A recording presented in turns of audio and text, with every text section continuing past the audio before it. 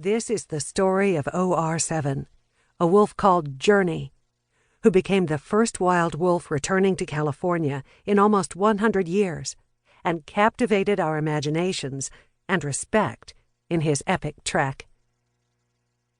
At any given time in wild wolf populations, only 20% are alone, and not for long.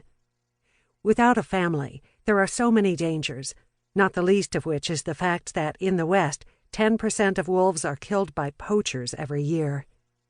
If a wolf alone faces increased risk, why do wolves disperse? Some wolves leave their families to find mates. Others are forced out by family politics. And still others grow weary of life as the omega wolf, the lowest-ranking member, and look for higher status with another group. Any of these realities may have prompted OR7 to strike out from his Imnaha family in sparsely populated Wallowa County, Oregon. OR7 was born in the spring of 2009, his stud name showing that he was the 7th wolf to be radio-collared in Oregon. His parents were the successful breeding pair of mother, Sophie, B300, and father, OR4. Wolves mate for life, and these impressive parents raised an unusually large family of 16 members. His father, OR4, a powerful alpha male, was considered to be a very tough but good father. OR4 was the largest wolf collared in Oregon, weighing in at 110 to 115 pounds. His howl was as resonant as a canine Pavarotti. Robust and charcoal black, OR4 was so tenacious a survivor that he escaped kill orders and poachers. He endured at least 4 collarings, and he beat the odds, writes Oregon wild blogger Rob Clavins.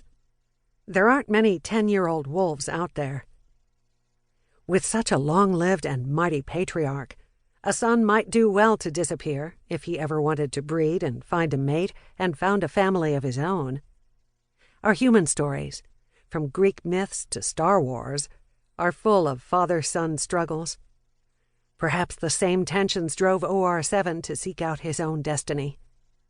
But nobody could fathom just how far OR7 would wander to find his own territory. There was really no need for OR7 to travel over 1,000 miles, or even leave Oregon. In 2011, there were only 29 wolves in the state. These were descended from the few wolves migrating down from central Idaho, where wolves were reintroduced in 1995, through the Cascade Mountains, and into far northeastern Oregon on the border of Washington and Idaho. But the westward movement of wolves mirrors that of our human pioneer migrations.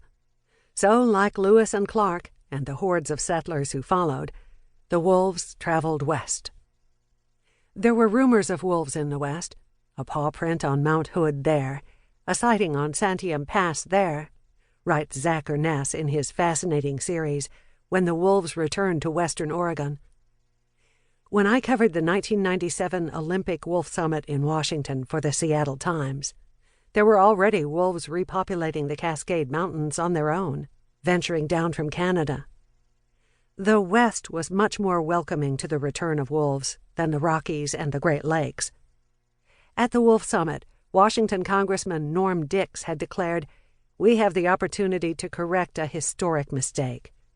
Dix pointed out that the total cost to taxpayers of all previous wolf reintroduction had only been a nickel per person. Wildlife officials in the West paved the way for returning wolves. But not everyone was excited about wild wolves returning on their own. OR7's family lived in the heart of hostile cattle country. Wallowa County cattle ranches make up 1/3 of the local economy. There are nearly 30,000 beef cattle and almost 20,000 dairy cows in the county, notes an excellent article, What One Wolf's Extraordinary Journey Means for the Future of Wildlife in America. Even though 70% of Oregon residents support wolf recovery, those wolves, known to have ventured across the Snake River beginning in the late 90s, were shipped back, shot, or run over by cars. These cattle ranchers graze on public lands and have received almost $2 million in livestock subsidies since 1995.